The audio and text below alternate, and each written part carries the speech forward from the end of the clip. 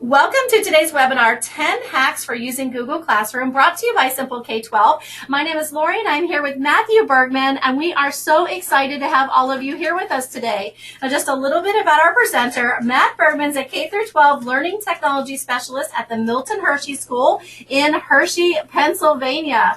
He's a former high school and middle school teacher who won the 2015 Pennsylvania Association for Educational Communications and Technology Teacher of the Year. Now, Matt is a Google for Education certified trainer and an Apple educator, and he frequently presents at face-to-face and online conferences across the nation. Matt, it is a pleasure to be here with you today. Thanks so much for joining us.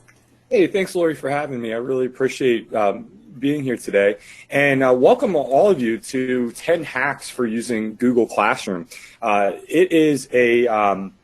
It's actually a really up-and-coming topic, Google Classroom, and so I'm just glad to be here to share with you some ideas with you on maybe how you can use it more effectively in your situation.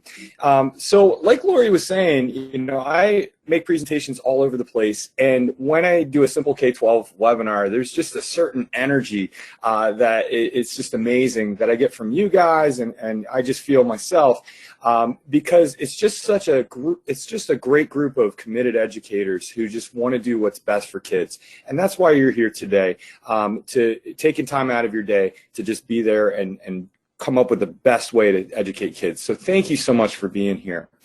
So today what we're going to do is we're going to give you a basic overview of Google Classroom, and then I'm going to sprinkle in 10 hacks for using Classroom more effectively.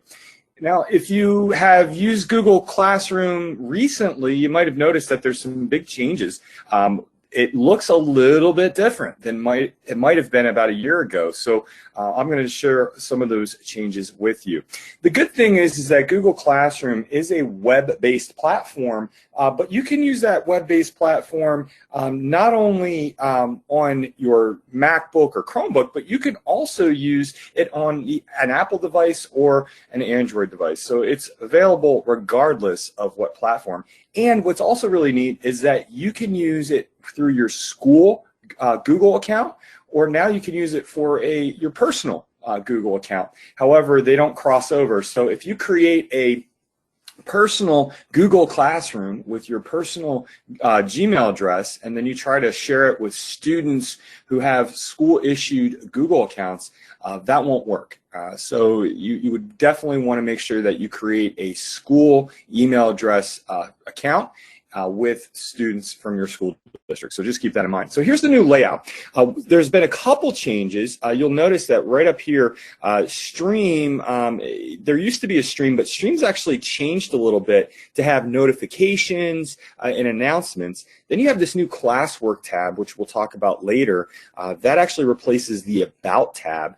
And then you might have noticed that if you were a teacher and you were signed into Google Classroom, this People tab right here would have said Students, and then students would have signed into their Google Classroom account and would have seen classmates. Well, they've changed that, and they've changed it to People so that you can assign co-teachers and you can also assign students. So it's been a lot easier to understand and follow. So basically what you do is you have a stream right here that shows all of your different posts, and then down in the bottom right hand corner you have where you can post content, and then I love this, upcoming work.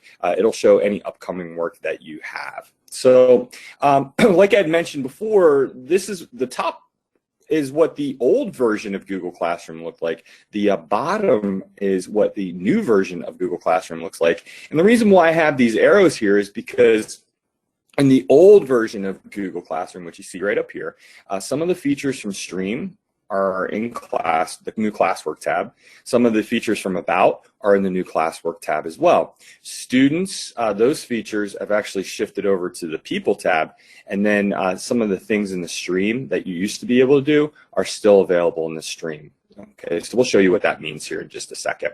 All right, so what does this all mean? Like, keeping it straight can sometimes be difficult. So if you look at the Stream and you click on the Stream tab, that's where you could create announcements and communicate announcements, and students can see just recent activity, notifications, etc. So Stream is almost like your news feed. I almost think of it as like Twitter, where you're just getting messages popping up all the time if there's a recent notification, if an assignment was posted, any announcements, things like that. Classwork is a place where you can create almost like your own online class, like a learning management system like Canvas or Schoology, or even other things like Moodle. That classwork tab is modeled after that, okay? And then you have the people tab where you have a listing of students where you can get your class code and you can assign teachers to co-teach with you. Okay, so let's get into hacks. Let's talk about how do you actually use this stuff, because you might already be a Google Classroom user and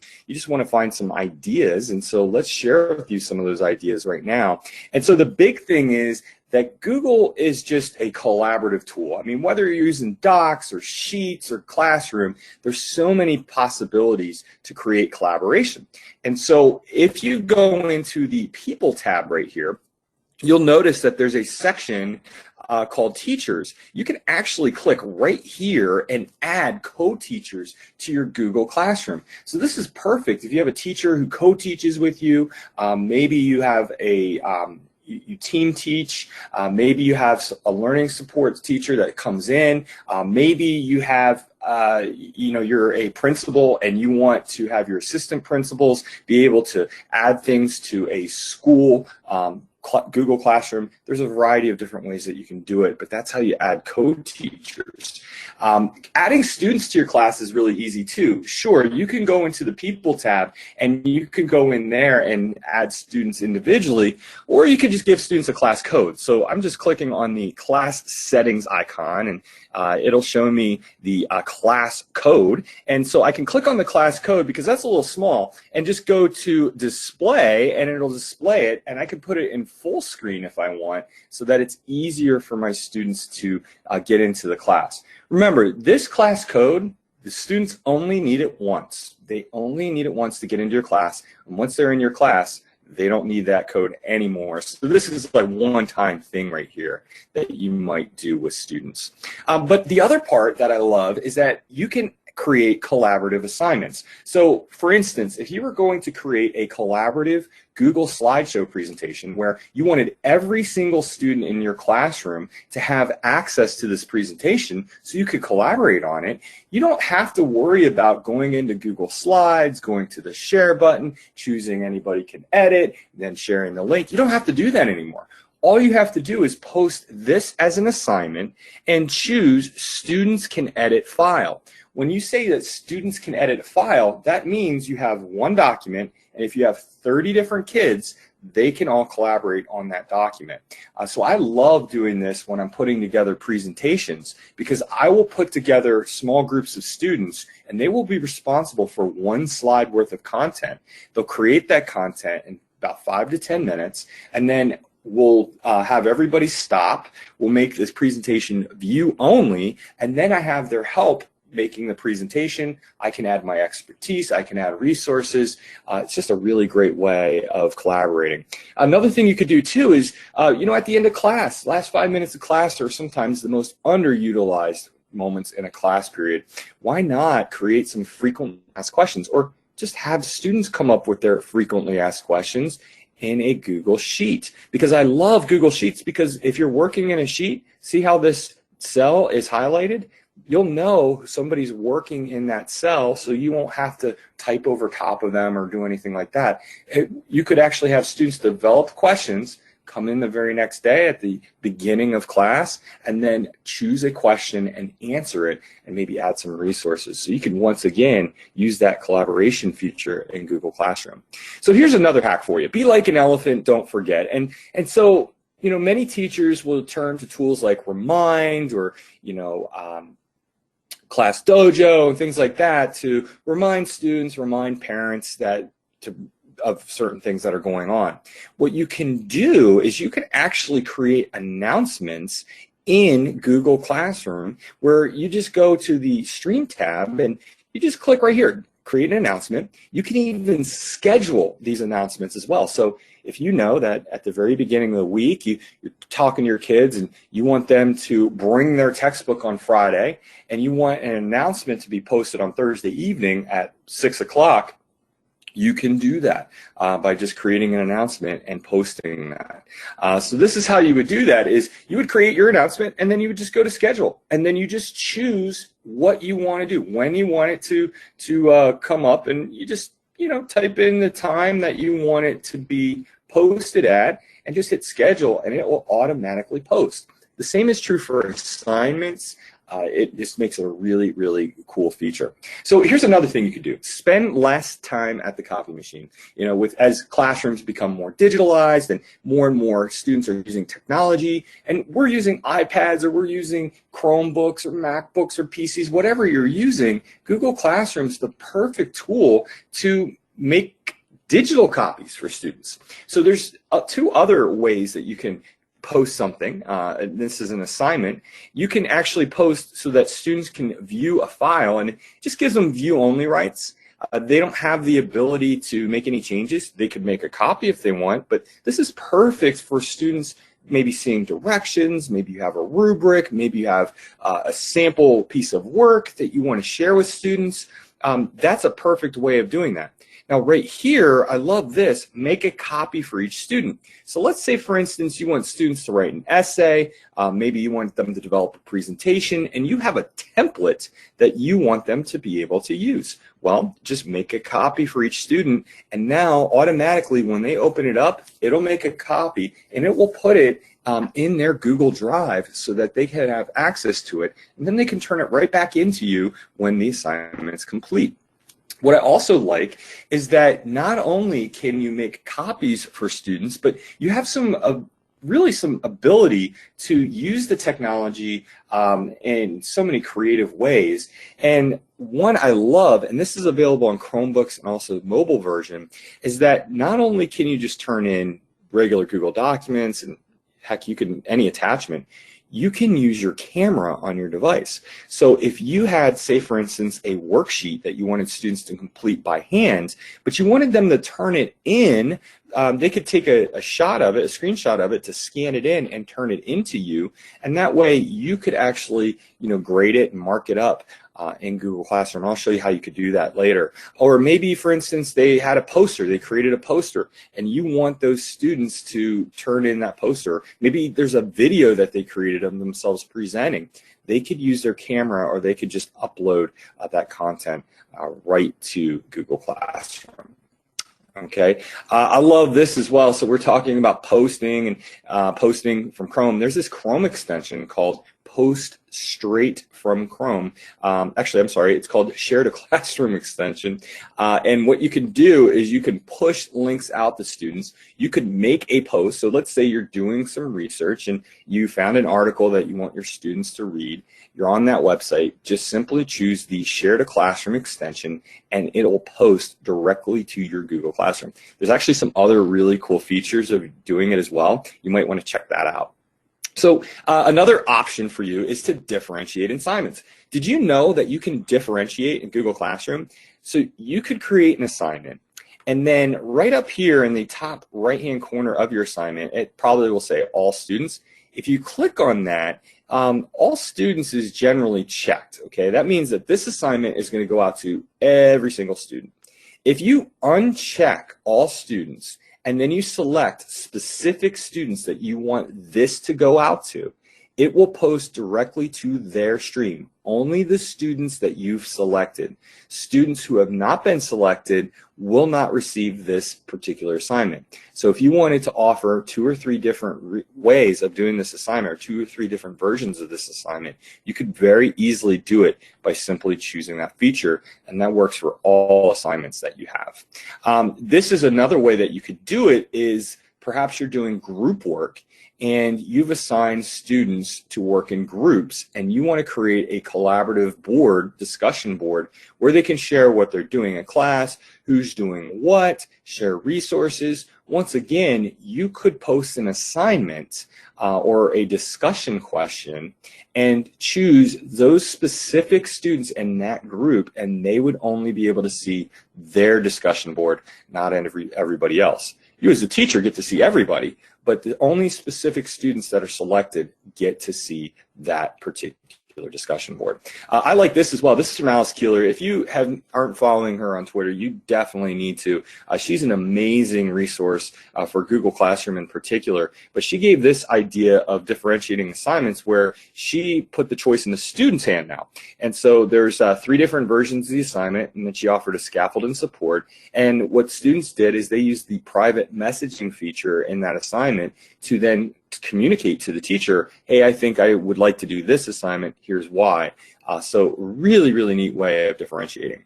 All right, let's get into this new classwork tab, because there's been a lot of buzz about it. And so what exactly does it do? And so this is where you're going to assign work, and you can assign work and create what are called topics, which topics are almost like if you had a module, or you say this is chapter 1 and here are all the resources under chapter 1, that's really what a label is going to do. Is it's going to basically organize your post in a certain way. So let's say, for instance, I say chapter 1 and I hit add. It creates a heading for me right there, and then I can start adding assignments underneath it. So I can add assignments, I can add questions, I could add quizzes. You could do that through Google Forms, but basically this topic feature helps you organize your content. And once you post an assignment, you just choose which label you want to put it under. So whether it's chapter 1, chapter 2, chapter 3, whatever, you can do that by simply organizing it with topics. Here's another little hack that you might want to consider too. Anytime that you're posting an assignment, you may want to number your posts to just stay organized. So say, for instance, this is the very first activity that you're doing. Maybe it's 001, 002. There's a couple reasons why. So for instance, if you tell your students, hey, you missed the introduction to class activity, they're going to be searching all over their Google Drive for this, and it's just going to be very time consuming. However, if you say, hey, you're missing assignment 1, they could very easily find that in their Google Drive or Google Classroom. Another reason why is because any time that you post an assignment in Google Classroom, it's automatically posted in Google Drive. In Google Drive, it creates an automatic folder, and if you have the 001 at the beginning and 002 at the beginning, etc., that will actually put it in chronological order, so it's better organized for you on the back end of things as well. Okay, so other things that you could do with this classwork tab is you could create your own book. So maybe you don't have a whole lot of funds to create your own book. You could do that very easily in Google Slides and just publish your slides so that it almost functions just like a book. You could add videos, you could add hyperlinks to help students understand content better. So it might be a really helpful tool if you don't necessarily have access to your to a textbook. Another thing too is maybe you do a lot of research in your class, maybe add a Google custom search engine. So what a Google custom search engine will do is it'll allow you to search through specific websites that you tell it to. So for instance, if you wanted students to search for current events, but you wanted only to have, say, CNN.com, FoxNews.com, USA Today, whatever resources you have, when students type in somebody's name, like Donald Trump, it will only search through those specific websites. You're not going to get Wikipedia or any other fake news sites at all. You'll have credible resources at your fingertips. So that might be a good thing to add to that section. All right, here's another hack for you, reclaiming the beginning and ending of class. Whether you're doing exit tickets or do nows or bell ringers, or whatever you call them, you could very easily create a question, as you can see right here, and then you have some options. So not only can you do a short answer, you could have students just do a multiple choice question. So you could have students just take a quick poll. What do you think about this? What do you think about that? What's your opinion on here? So you could do that. You also have the ability right here to turn this feature on and off, whether students can reply to one another, or this right here, if you want students to post and then that's it, they can't go back, you can turn that on or off. So that's a really neat feature as well. So some things that you may want to consider is, establishing routines at the very beginning of your class. Maybe have a beginning of the class agenda, as you can see right here. Students can click on that and go to it and see what you're doing that day in class. That would be helpful. Or let's say, for instance, students are rolling in. They're coming into class and they're just posting things that they should not be posting. You can actually turn off the and this actually is an old graphic, so I apologize about this, but this would be under the People tab. You could actually go in and you can choose right here where students can post and comment, or students can only comment, or only teachers can post and comment. So this is an example of a poll. So if you wanted to see a poll, how a poll works in Classroom, this is one that I did a little while ago. Do you like cheese? And then you can choose multiple choice answer right there, and then you can put in your answers, yes or no, and then you can post this. And then what's great about it is that students can then respond to it, and you can see their responses right there. All right, so let's talk about this: providing mastery-oriented feedback.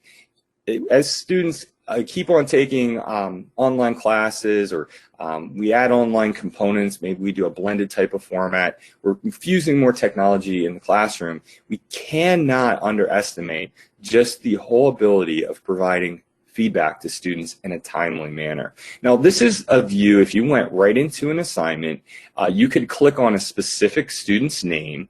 You could basically see if they turned it in or not. You could add a private comment right here, and you could add a grade. Now, that's one way to provide mastery-oriented feedback, and this is great because it's private. The students aren't going to see each other's feedback, and that's very, very helpful.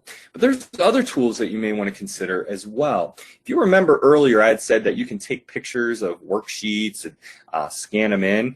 If you have the mobile version of Google Classroom, whether you're accessing this on your iPhone, your Android phone, or a tablet, if you have the mobile version of Google Classroom, you can then use the pen features here to highlight and write on student assignments, and it creates what is called like a PDF, and it'll allow you to annotate on that PDF and draw on that PDF, and students will have two copies. One, their actual assignment that they turned in, and then the annotated PDF copy that you have. So that's one way that you could really make a lot of headway in grading.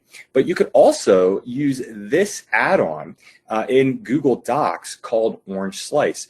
This allows you to create a rubric simply by choosing a couple buttons, and it will automatically generate it for you, and you could share this with students. Students could provide feedback on what they felt. They could give it back to you. You could then provide feedback on your perception of the assignment, and it's a really neat way of providing feedback for students. Another thing you could do, especially in the classwork tab, is assessing students and providing assignments. And so, you could put in a self-grading quiz in Google Forms. If you've attended some of my sessions on Google Forms, you probably have seen me talk about this a lot.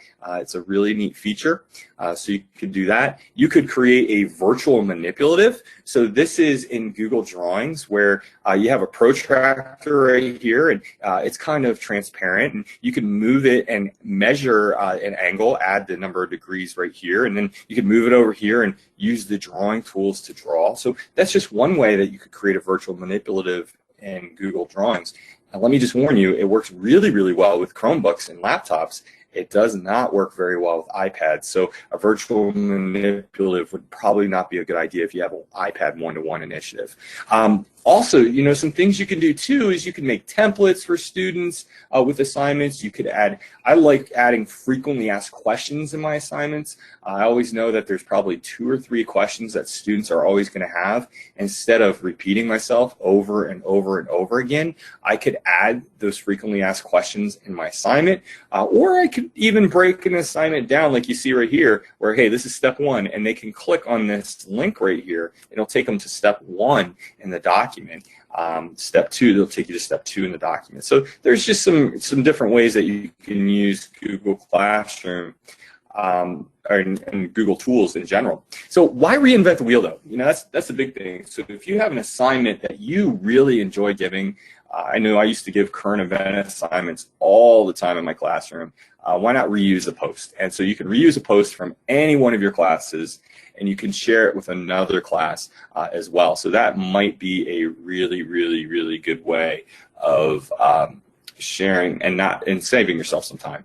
All right, let's talk about hack number 9, and that is flipping your Google Classroom. So how can you flip your classroom? Well, you could create a video using Screencastify or Screencast and just post it on YouTube or upload it to Google Classroom through Google Drive. You could do that. Students could watch that video and then they could actually go through and complete something.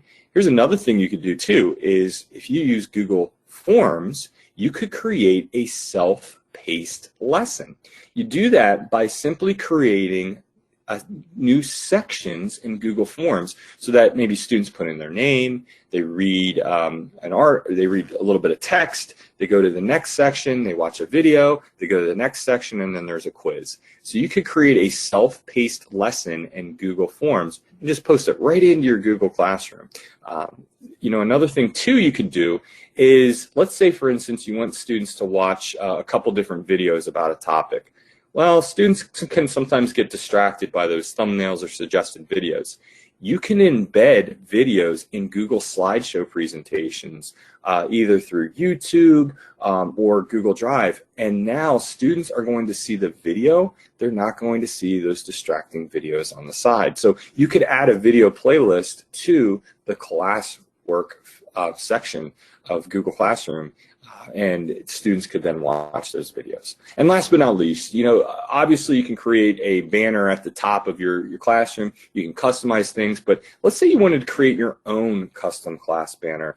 Maybe you want to put your school logo. Maybe you took a picture of your class and you wanted to add maybe a collage or something like that. If you go into Google Drawings and you just you go to the File menu and then Page Setup, just set it up so that it's approximately maybe right here. You'll just choose this right here, change it to pixels, and change it to maybe around like 2,000 to 400. You might have to experiment with this a little bit. But basically, you can create a logo that looks just like this.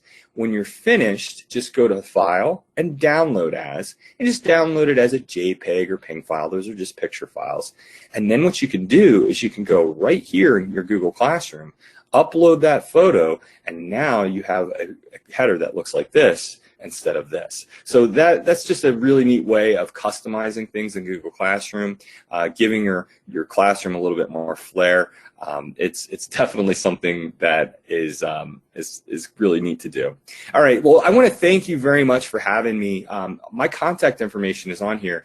You can follow me on Twitter. You can email me if you have any questions. If you'd like a copy of this presentation, I just ask that you can go to this bit.ly address right here. Just give me a little bit of feedback. This helps with my Google for Education certified training status.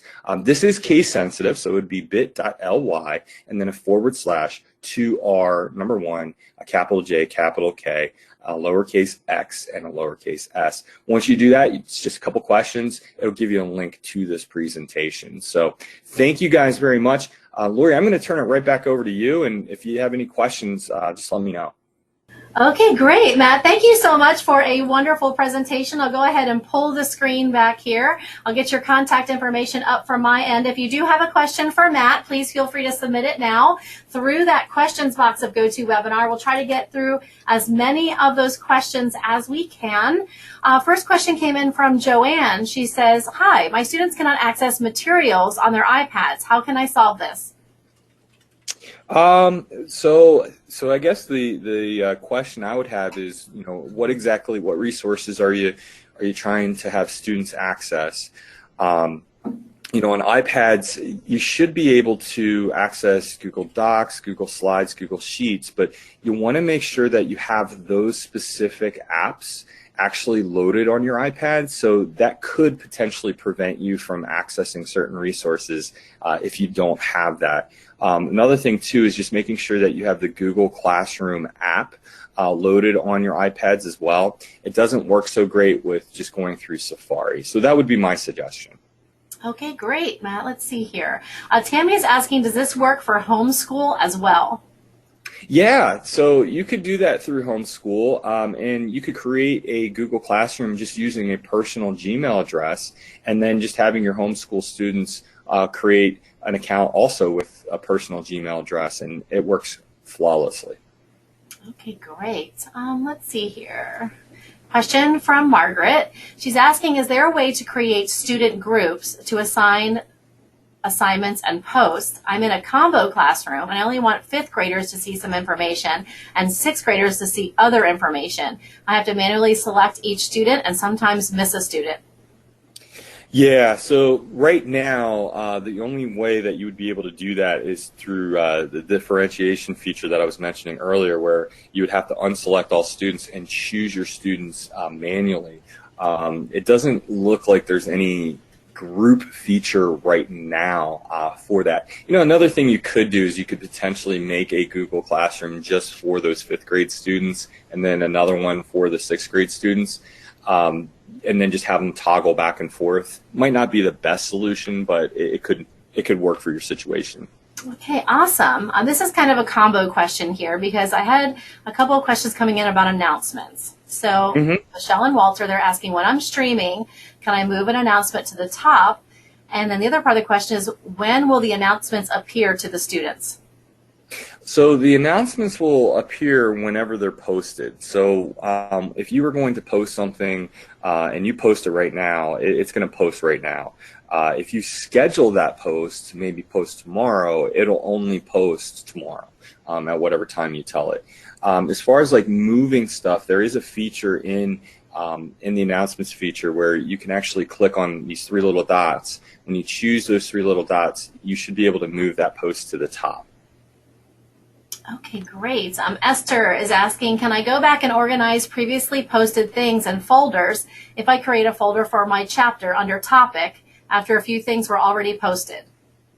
Yeah, you can go back and do that. That's the great thing about Classroom is like everything that you've posted, it's there. I mean, you have a history of it, and if you want to reuse those posts, if you want to see them again, just go to the reuse post feature, and you can go through and see everything that you've posted. You can also go into Google Drive and you can see anything that you've ever posted in Google Drive too, because anytime that you create a Google Classroom, it creates an actual folder for your Google Classroom in Google Drive and then just creates folders for every assignment that you've ever given. All right, awesome. Veronica is asking, our school currently uses Schoology. Any suggestions on the best way to implement Google Classroom while still using this learning management system? Yeah, so Schoology could be really great if you want to set up a structured online type of setting. I mean, you could use Google Classroom as a way to create portfolios. I mean, that's probably one way that you could do it, and some of our teachers do that at our school. We have actually 2 learning management systems at our school as well. We use Canvas and then we use Google Classroom.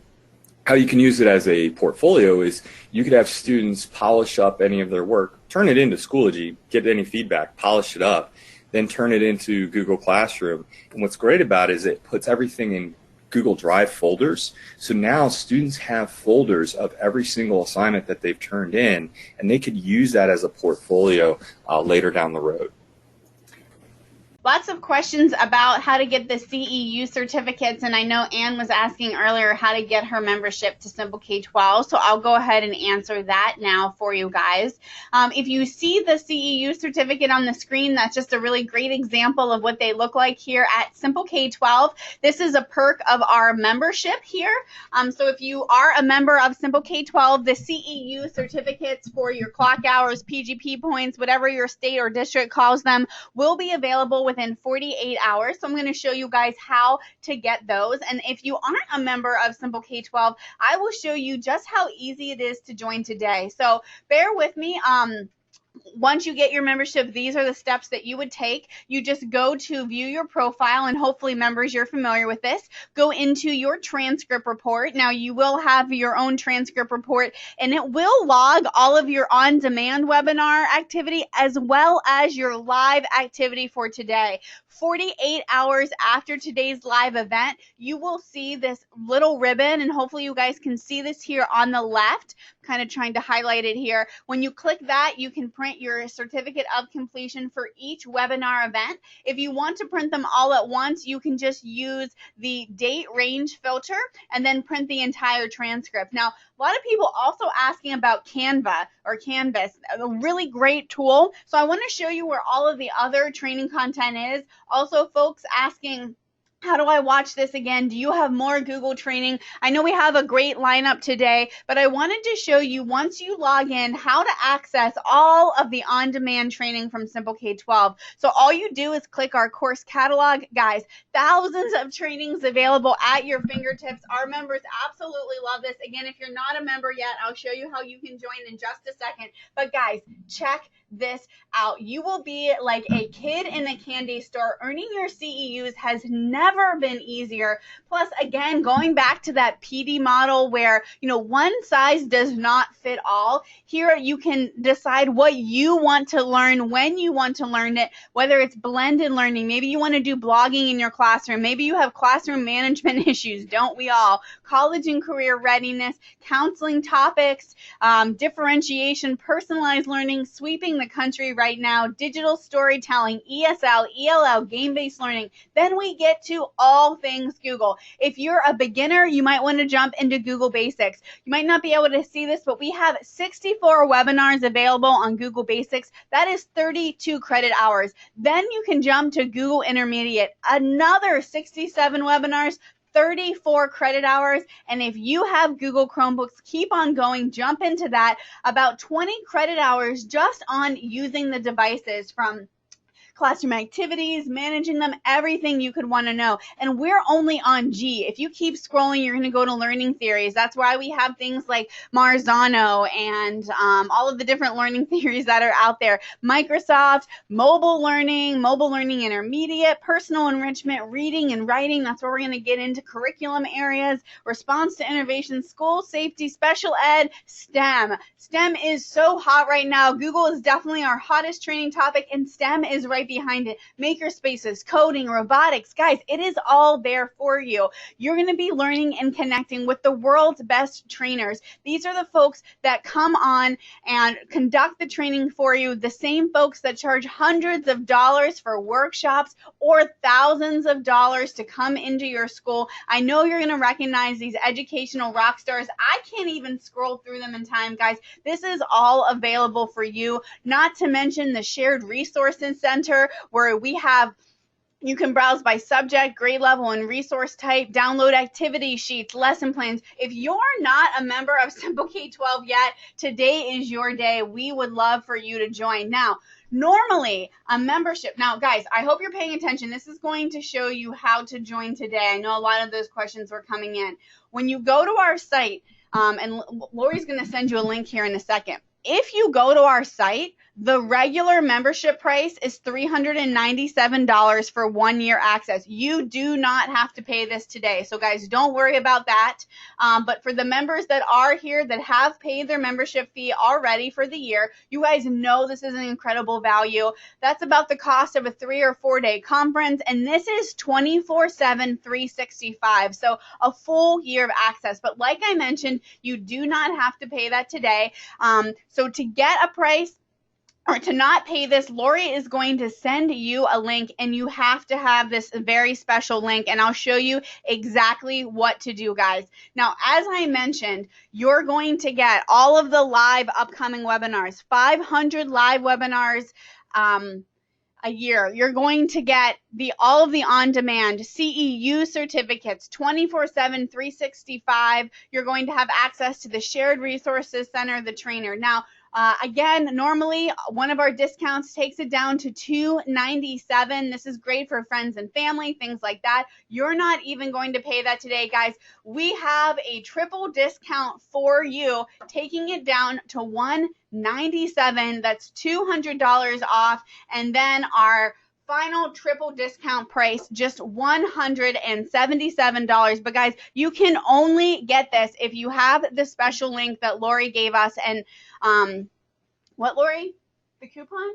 There's a coupon code today. Coupon code? Okay, I don't think the coupon works with this offer because it's already low.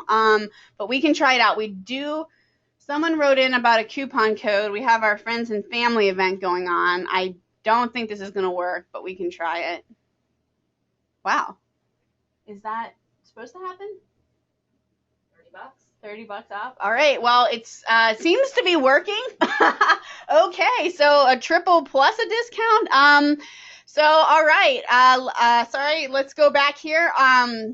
It looks like our friends and family discount is working on top of the webinar discount. I don't know how long this will be working. The coupon code is family. Normally, let's see if I do it again. What happens? No, okay, just 30. Now I'm getting greedy. Okay, guys, go ahead. I can't promise how long that coupon code's going to be working, only because I know it's supposed to be taking it off of the 297, but it is working on the 177. Let's try the 2-year option. Let's see if it works there. It does not work there. So it looks like it's only working if you want the 1-year option. Maybe they turned it off because they found out that it's working. Nope, it's still working. Okay, so it's working on the 1-year option. Hey, I say take advantage of it. If there's a tech glitch, that's on our end. I think you guys should totally take advantage of that. Normally 177. If you go into the 1 year, I'm gonna keep trying this. Looks like the $30 is coming up. Okay, guys, this is a no-brainer for 147. Yeah, that is, you can't get any sort of professional development for that price. That's 1 year access to absolutely everything, $147. So Lori's going to send you the link. Again, I don't want to, say anything incorrectly. So what I will have to say is that the price for today is $177. So that will be available until midnight. It appears that there is a glitch with our friends and family coupon. It is working on the $177 price. But we cannot guarantee that. So that seems to be some sort of tech glitch. I know once the orders start coming in, our tech team is probably going to get some sort of notification. It is a Saturday. I'm not sure if they'll be working or catching it, but Lori's going to keep an eye on that. If you buy now, it looks like the $30 is still coming off. The coupon code is family. So guys, family, what's most important to us, it's part of our friends and family deal. That does seem to be working on the 1 year option. It's not working on the 2-year option. So 1 year, just $147 if you use that coupon code family. Guys, don't feel bad. Someone asks, is it cheating if I use it? No, it's not cheating. It's working. That's on our end. You should not feel bad about it. You should feel great that you're getting a good deal. Will the 147 be valid until midnight tonight? I can't say that, guys, because it really should be 177. That is the discount that we're offering for the webinar, and it will expire at midnight tonight. But it does appear that the coupon code family is working, so you guys are getting an incredible value on this. Now, I want to talk to you a little bit about something. If you love today's webinar events and you want to come back for more, you have to have your membership, because normally these events are members only. If you want access to over 1,000 videos on demand to watch at your leisure, you have to have this membership. If you want to connect with 800,000 other teachers just like you who are in your same shoes every single day, we're all in this together. We stay up late, we wake up early, we're grading papers during ballet practice. Guys, this is a community of educators dedicated to helping each other. Sometimes we're going to be at a high in our career, sometimes we're going to be at a low, and we're going to need a helping hand. And that's what Simple K-12 is all about. We've all been to a boring professional development seminar before. Irrelevant, not engaging. It's not something that we can put into our classroom, but Simple K-12 is here for teachers, by teachers, made for you. And don't forget the certificates of completion. But guys, I want to point something out, because if you're joining us today because this event went viral on Facebook or a friend told you about us, you might not know too much about Simple K-12. We've been in business for over 35 years. We're the world's largest provider of online professional development. We serve more than 1 million teachers all around the world. We work with schools, states, teachers from literally over 120 countries. And guys, we offer a 45-day, 100% money-back guarantee.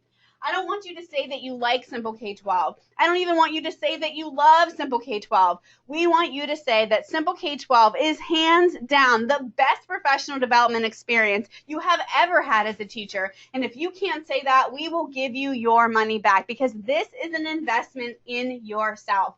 That's what professional development is: learning, growing, and sharing, becoming a better version of you. And really, for me, it's all about staying motivated. Sometimes it is tough, especially this time of the year.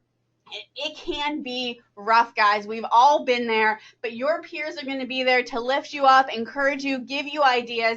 And I got to go check to make sure this coupon code is still working, because I can't even believe that it is $147, guys. You probably have not seen this price before. You probably won't see it again. I do see that the orders are coming in, so the coupon is working. Matthew just joined, Rodney just joined, Sarah just joined, Jasmine joined, Scott joined, Julie joined, Mark joined, Troy joined. The coupon code is working. DJ joined, Sarah joined, Michael joined, Linda, Lisa, Rich. Guys, this coupon code is working. I don't know how long it will be working for. You have to have this special link. I'll put it up on the screen. Take a picture of it. simpleK12.com/Google webinar. The code is still working, yes. How will I know if the code works? Well, when you type in the word family, it will take $30 off. Now, if the code stops working, guys, I want to point out $177 is an incredible value for absolutely everything you get. You cannot find this type of professional development anywhere close to this cost. You are joining a network of teachers that are all going to be there for you 24/7. Now, I'm just scrolling through. The coupon code is working. I'm getting notifications on my cell phone about all the orders that are coming through. It's working. You can grab that. Just go to this link, add family. For some reason, it's only working on the 1 year. There's definitely some sort of tech glitch. Let's see here. All right, I did just get a text from our tech team. They asked if there was something wrong with the webinar pricing. I'm not going to answer them yet. I'm going to, I'll answer them once the next webinar starts. So guys, you have about 10 minutes. I'm going to hold off to text them back until after I kick off the next webinar. So you're going to have a little bit more time to scoop up that. Again, you're getting not only a triple discount, but if you apply the word family at checkout, you're going to take an extra $30 off. I got to go start up the next webinar event, and I'll see you soon.